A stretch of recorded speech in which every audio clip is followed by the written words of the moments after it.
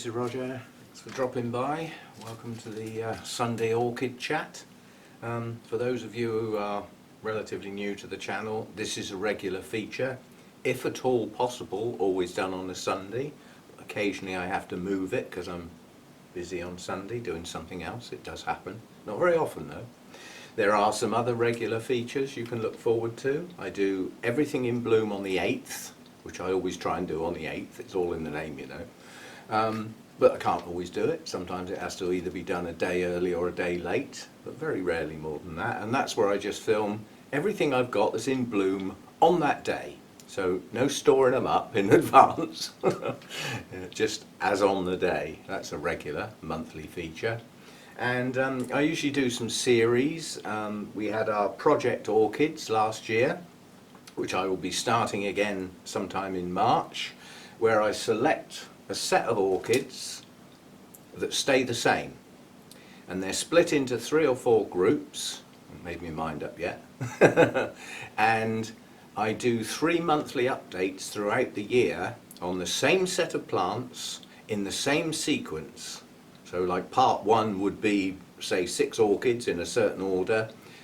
3 months later, we get the same plants out. I keep a still of what they look like in the first video and compare it with what they look like 3 months later. And we move through the year, 3 months at a time, until we get to the end of the year where I look back over the whole season. Yeah? So there's that. Probably about 25 plants will be in split up into 3 or 4 groups, and different to last year apart from a couple which I'm going to keep going. So that was another regular thing to look forward to. I've decided to do a few more spotlight videos. They'll come and go. They'll be as and when I feel like it. And the trouble is, it has to be a plant that's different enough from the others to make it worthwhile doing a spotlight. And therein leads on to today's sort of subject, which is, I've got to ask, could I have a list of easy orchids for beginners? The simple answer is no, you can't. There's no such thing as an easy or a difficult orchid in my book. What's difficult is getting their environment right. It's not the orchid's fault that it comes from a fussy place or has a very precise requirement. Therein lies the difficulties. There are some orchids that have a broad spectrum that they're quite happy in, from lower to higher temperatures, from higher to medium to lower light, to different levels of humidity, different medias that you can grow them in. They'll be happy in a pot, they'll be happy on a mat. Those I would class as easier to look after, simply because if you get it wrong, they won't mind so much and won't go brown bread with their toes turned up. Yeah? That's the difference really, is the orchid's tolerance level of being away from its comfort zone. Where you get into difficulties is where you've got an orchid that needs precise environmental factors. Very precise, and if you deviate, it dies. Or it slows right down and eventually dies, because it can take a while. An orchid that's not right, that's not happy, could take a couple of years to actually die. And it'll do it slowly. New growths will stall or fail altogether. It'll gradually go down. Some of them go down quite quickly. And precise requirements can be just one of those factors, not all of them. Restreppia is a typical example. They're cool growers. They like a bit of air movement, they don't like bright light, and they like high humidity. That's 4 things, yeah? The thing that will take them down fastest is not enough humidity. That one. It'll put up with the others. It'll put up with being a bit warmer. It'll put up with light a bit brighter than it should be. The leaves will go pale, but it'll put up with it, it won't die, yeah? And it can be potted, it can be mounted, there's all sorts of things. If you don't give it enough humidity in the air, it won't last long. So that one's got 1 critical factor and 3 also rands. So if you chose to grow those, the most important thing is that you can keep your air humidity high. And if you can't do that, that's not a good choice. Yeah? Masdevallias come into a similar category, and Draculas, except for they're a bit more tolerant on the humidity. They'll put up with a bit less now and again. They'd prefer it higher, yeah? But that depends on temperature. If you can keep them cooler, they don't need the high humidity. So are they fussy? They're particular. They're not fussy. Anyway, the range of orchids available to most people comes into a few. It's not huge. I mean, at the Bournemouth Orchid Society, the meeting on Friday, we had a talk on terrestrial something or others. I can't even pronounce the word. We get talks on obscure things. The guy who gave the talk grows terrestrials. That's his thing. He's into the dirt orchids, as I call them, whereas I'm into the tree dwellers. Differences. But he grows them well. And some of those are so fussy. You've only got to get the media slightly wrong and they don't ever grow. You know, because a lot of them have a dormant period below ground and they just don't ever come up again. And some of them are almost impossible to grow in a pot. So he works hard. But there was some on the video I did on the competition tables. There were some odd things there that you may sort of think, is that an orchid? Oh, never seen anything like that before. That'll be Mike's. Most of which I can't even pronounce. He even keeps some of our native hardy orchids. Anyway, Cattleya types, Cymbidiums, Oncidiums and intergenerics, Dendrobiums are the ones you're going to come across most often. Yeah, there's others, but that's most of what you'll find. Yeah, so in amongst those, the Cattleya types and the Alliance, they're all pretty easy going. They're not that fussy. Most of them like to be warm or intermediate, not hot. Some of them will put up with lower temperatures for a while, probably not permanently. Some of them actually prefer lower temperatures. But those that prefer the lower temperatures don't mind so much if they don't get them. That's what I'm getting at. They're not that fussy. They like good light. Some of them like quite strong light. In their native habitats, if they're species, some of them grow in sun for part of the day. And then you try it in your back garden on your palm tree and it don't work and they burn. Yeah, well, don't forget they grew up in that environment with the airflow and everything else that went with it, and they've acclimatized to it. You took them out of a nursery and stuck them on your palm tree. That's quite a sudden shock. Don't do anything sudden with orchids. Gradual, all the time. Gradually do changes, no sudden movements. Unless the plant's dying, in which case being sudden might be just the thing you need, if you know what to do. Anyway, I'm going to pick on the Oncidium Alliance today, because for me, there's more variety in there. In some conditions, and plants and this, that and the other. I mean, there are some pretty big Cattleyas and some miniature Cattleyas, but the difference between the two is not as great as some of the Oncidiums. Same with Dendrobiums. There are some miniatures, there are some pretty big ones, some giants in amongst them. But a lot of those you wouldn't come across. So, you know, but the Oncidium Alliance, you come across them all the time, some of which you think, ooh. And unfortunately, they suffer more from pretty blooms must have than probably any other orchid type. So I'm going to have a chat about the differences and what to look for. And a lot of the clues are in the blooms, which is what you've done. If you've done pretty blooms must have, that's what sold it to you. Well, take a good look at those blooms. They can tell you a lot about what is backing it up. And if you're buying online to get a delivery, often those plants are sold on nothing more than a picture of the blooms. You never even see the plant. Yeah? So the blooms are your clue.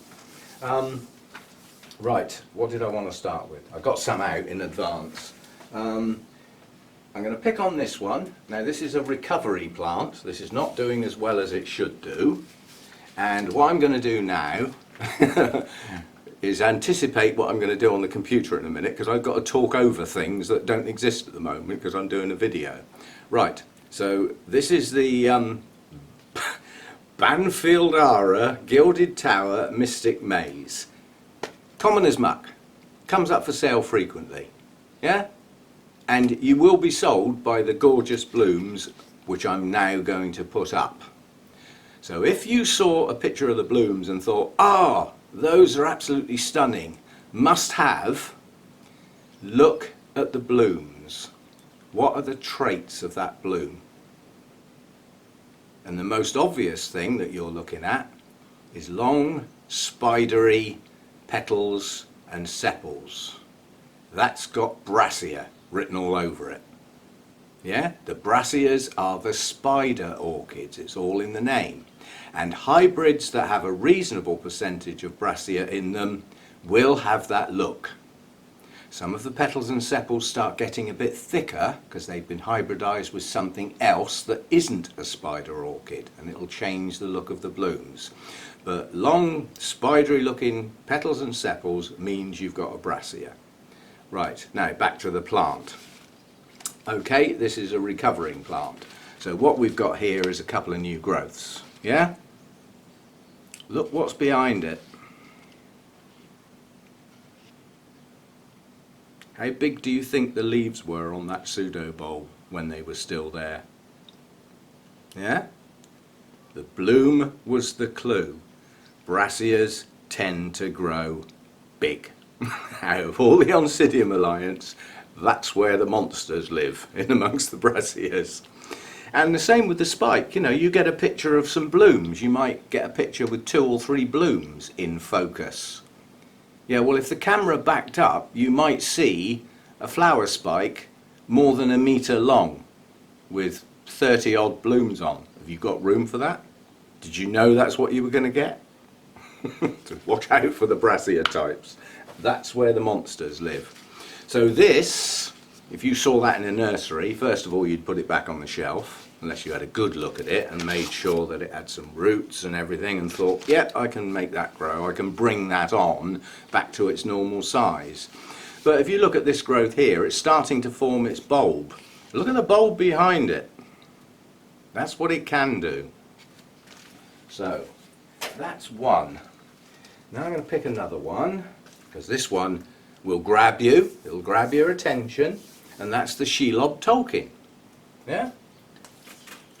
Well, that's my plant. That's got mulvenitis. Every time I take a plant to Malvern, it comes home and goes into shock. So that took my plant, it set it back. Okay, it came back from Malvern and just stalled. But it's coming back again, it's got 2 nice new growths. Right, over to the bloom. What does that bloom say to you? Yeah? It's got quite a lot of Brasier in it, isn't it? It's the long spidery petals and sepals again. Yeah, with a central lip looking quite like a spidery body type thing. Yeah, if it ever moves it'll get a shoe, bang, not into spiders. Okay, back to the plant then. Now this has got Brasier in it, and as I've said, it's set back a bit. But you need to come around the back of the plant. This is the sort of size the pseudobulbs can get to, possibly bigger. Okay, because it was set back, some growths are a little smaller. Let's hope these 2 new ones get up to full size. But backing up a bit, those leaves are not as big as they can be on this plant. They can get bigger than that. Right? But again, there's a lot of Brasier in that plant. And we're running out of room. Ugh, I'm going to end up kicking something over, I know I am. Right, now here's a real Brasier. This is a Brasier Hybrid. You notice I'm getting farther and farther back as we get closer to the actual Brasiers. They do have a bit of a climbing nature. They can have very large pseudobulbs, and sometimes they have extending rhizomes, which can be a bit of a pain because they'll climb out of your pot or off the edge of your mount. But you see, we're looking at some quite heavy duty leaves here, yeah? Quite sturdy in the Oncidium Alliance. And I've currently got 2 growths on 2 leads on here, so down the line we will get 2 bloom spikes on this.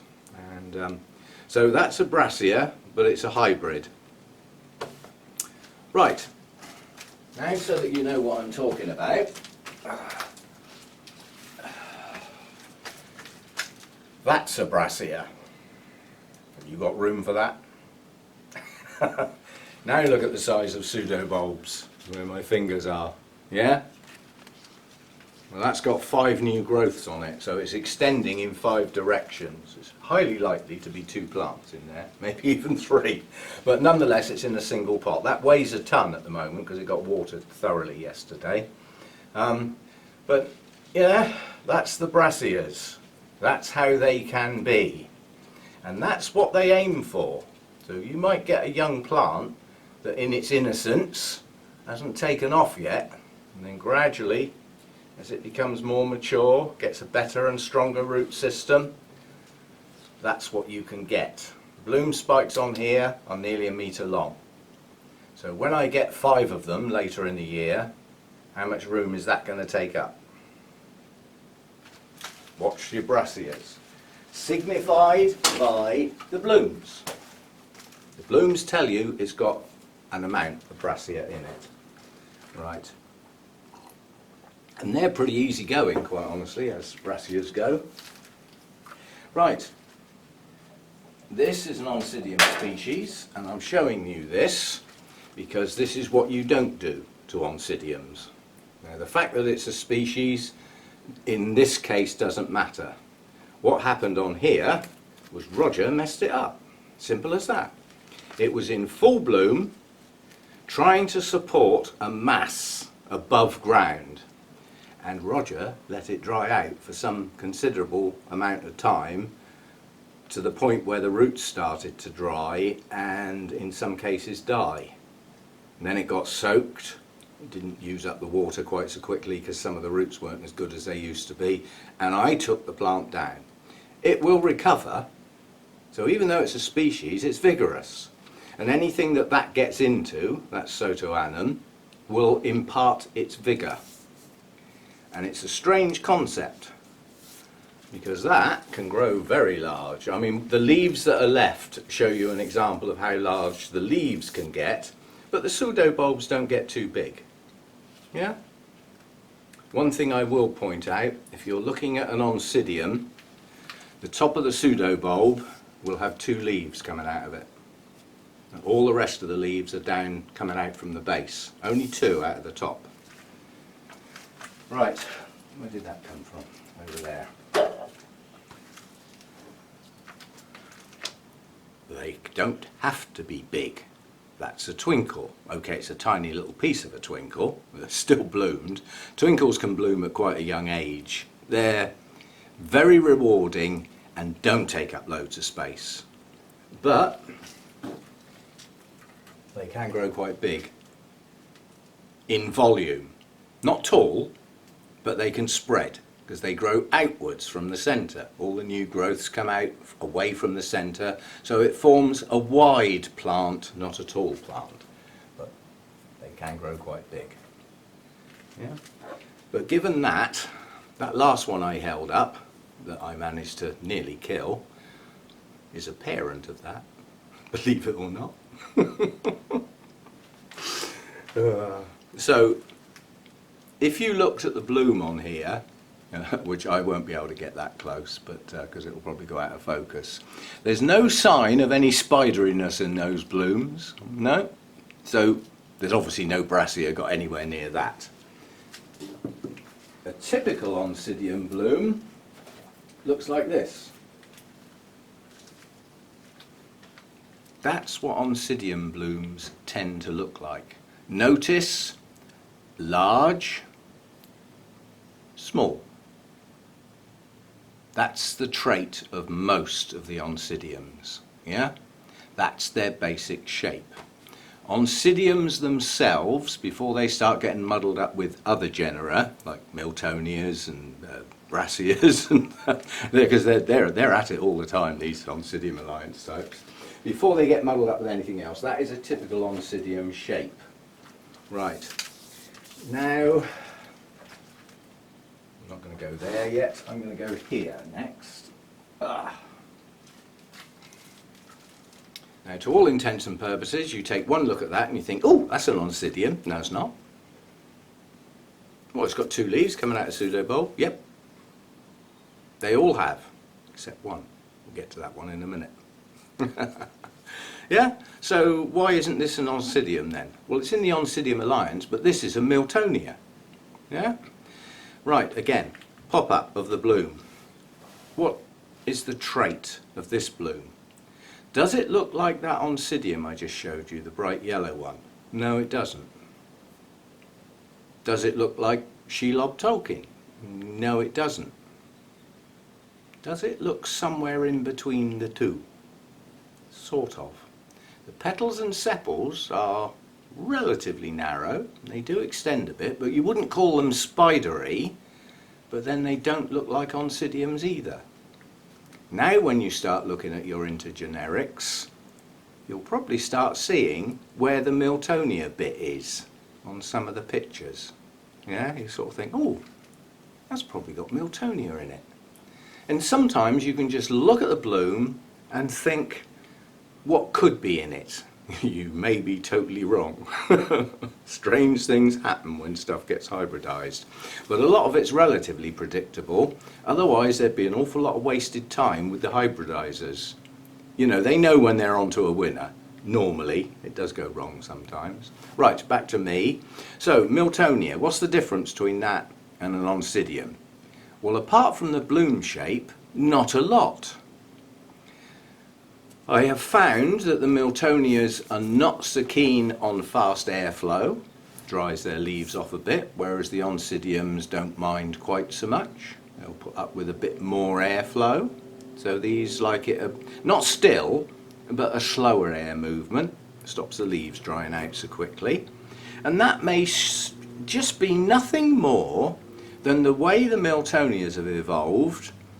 They possibly get a bit more rain in their areas where they come from, so they don't need to be able to take up moisture really fast. So they don't. Which means if they're losing moisture from their leaves, they might not be recovering it at the same pace, because you've taken them out of their normal environment and put them somewhere else, which isn't quite right. Not far off, yeah? So, are these fussy? No. Just a few little quirks. They'd prefer not to be quite as warm, but some of them are right up the top end of intermediate with their temperature ranges, so it does vary. So now you've seen what a Miltonia bloom looks like, and this one is actually a naturally occurring hybrid, so it actually occurs in the wild. So the two species that have gone into this particular hybrid are similar, producing a bloom that's similar to both. There's no great deviation. If you cross this with one of the Brasiers, those sepals and petals would just rocket outwards and you'd end up with a more spidery look. So that's Miltonias.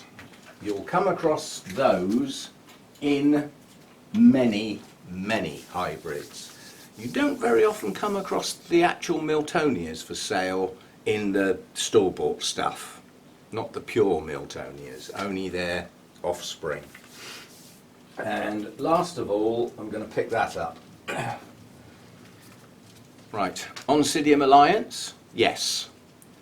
Subtle difference that should be immediately obvious, apart from the fact it's not a very healthy plant, and we'll worry about that later, is the difference in the leaf colour. And to show the difference in the leaf colour, let's get that Miltonia back out. Whoops, that was planned well, wasn't it? I'll put the plant back as soon as I need it. And it becomes more obvious when you put them together. Yeah? The Miltonia is green. The Miltoniopsis is a silvery green. It's not the same colour. And once you put them together, you can see that difference. All the Miltoniopsis have got that silvery grey green colour to them. They're not a bright green, which makes them more difficult to tell when they're getting too much light. Now, I've always called these the fussy ones. They're not fussy, but they're not tolerant of being moved out of a narrow comfort zone. That's what makes these difficult. Some people grow them like weeds. Well, think yourselves lucky, because a lot don't. Certainly in the UK, a lot of people struggle with these, and quite honestly in the UK, we're better off than some countries for growing Miltoniopsis, because most of the year it tends to be cooler, which is what they like. Yeah? But, main difference, pseudobulb, one leaf, not two. That's across the board. Miltoniopsis, as I said, it's not a very healthy plant. Single leaf out the top of the pseudobulb. Yeah. Strangely enough, Miltoniopsis do find their way into the intergenerics. What will that do to an intergeneric? Well, first of all, it will make it more fussy than it was before. Yeah? It won't be as heat tolerant as it was before, because these like to stay cool. They don't like to get warm at all. So that, you know, they have this narrow tolerance zone where they don't like to get too warm. They don't like to get bright light. They don't like still air. They don't like their roots mucked about with. Yeah? But that doesn't make them a difficult orchid. It just makes them more difficult to look after. Now you see what I'm getting at. It's not the orchid's fault that it's a fussy tyke. It's up to us to try and match its requirements. And that's all we can ever do, is do our best to get as close as possible. And when you have a narrow range in which an orchid's happy, it's more difficult to get it right all the time. Like come the summertime, it's going to be too hot in here for these. They won't like it. They'll stop growing. That will be their, I'm going to rebel, I'm going to refuse to grow. Any new growth I've got halfway up will just stop. Now you might be lucky and get a dull spell and they'll kick off again and not stall, but it depends on the weather. So, now look at the blooms. I'll put one up so that we can talk about it. What's different about those blooms compared with all the others we've just looked at? Petals and sepals sticking out? Not really. This is why they're nicknamed the Pansy Orchid.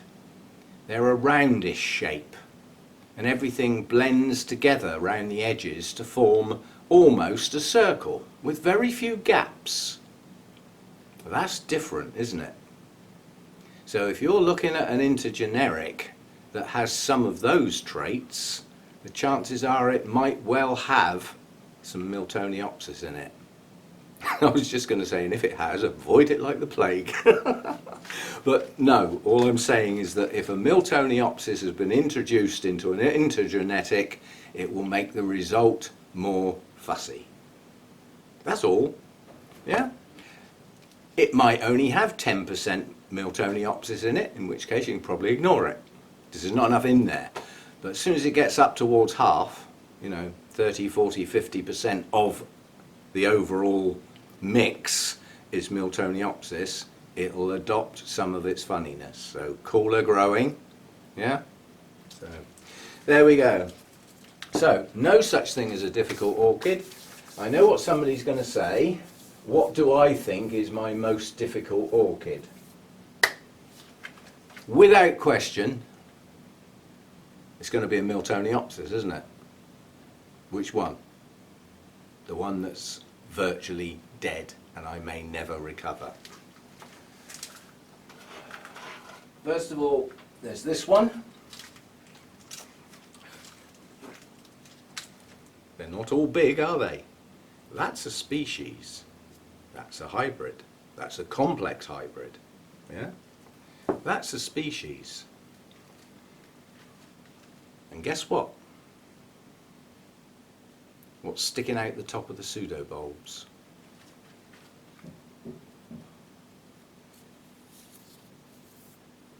Now I'm going to go and do some work.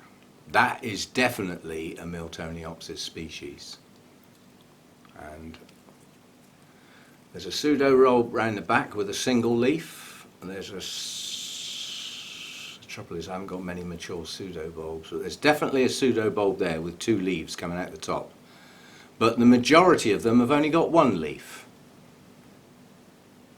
And that's not a silvery grey colour, it's green. Yeah? So obviously, as we've moved towards the hybrids and the complex hybrids and reintroduced hybrid cross with hybrid, possibly pop back to a species now and again to bring a bit more of a certain colour back in. They're complex. They've lost their originality that they once had. But that's Miltoniopsis phalaenopsis, just to be awkward. So it's got two genera names in its actual name. That's not going to be easy to grow, but I am going to be able to grow it. The other one, however, I might not make it.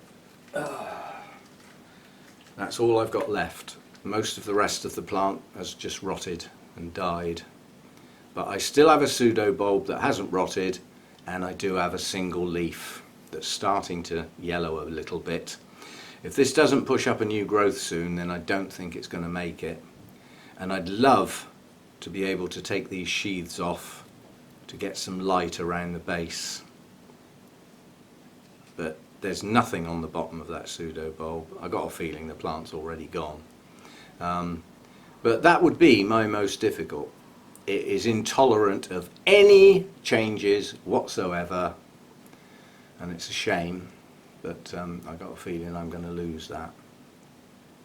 I think what I'm going to do with that is I'm going to put that to one side now, and I'm going to take it out of its pot. I know it's got no roots, or virtually no roots, and I'm going to try and get these sheaths off. Because it's not growing, these sheaths are wet, and they could. In fact, I think they already have. I think the bottom of that pseudo bulb has rotted. Now it depends where it's rotted, whether I can recover that, but I think I've already lost that. I think that's already gone. That is a shame. You never get that again. So that would have been my most difficult orchid, and being my most difficult orchid, it's done the appropriate thing. If you venture away from what you're capable of doing, you push your luck. And that's where you're more likely to get losses, not in the stuff that fits into your environment quite well. Yeah? So, as I said, there isn't any such thing as a difficult orchid, but it can be difficult getting their precise requirements for those that need it that precise. Those that have got a big comfort zone, pretty easy going. Right, have I got a cold coffee? So I can usually judge how long the video is by how cold the coffee is. It's cold. Too long again. See you next time. Bye for now. Right, just an update. That's gone. Yeah. As the sheaths were peeling back, I felt it detach. And if it had just detached at the base, I would have tried to recover it. But it's rotten up the bulb, way past the base where the roots would grow. So I'm afraid I've lost that one. I doubt if I'll ever see that plant again. The only other one I know in existence is in the back room at Burnham's as a specimen species on the very rare locked away where nobody can get anywhere near it and break bits off type of plant. That's the only place I've ever seen it. Never seen it at a show, never seen it for sale. Shame, as I say, there's nothing I can do with that. The base of the bulb was rotten. So a loss, and a sad loss. Present, gift, difficult to get hold of, probably irreplaceable, but I did what I could. Yeah. But the other one of the two seems to be growing quite nicely, so 1 out of 2. Unfortunately, the other one's not the incredibly rare one, it was this one. Still, we win some and we lose some, but that's a sad loss, that one.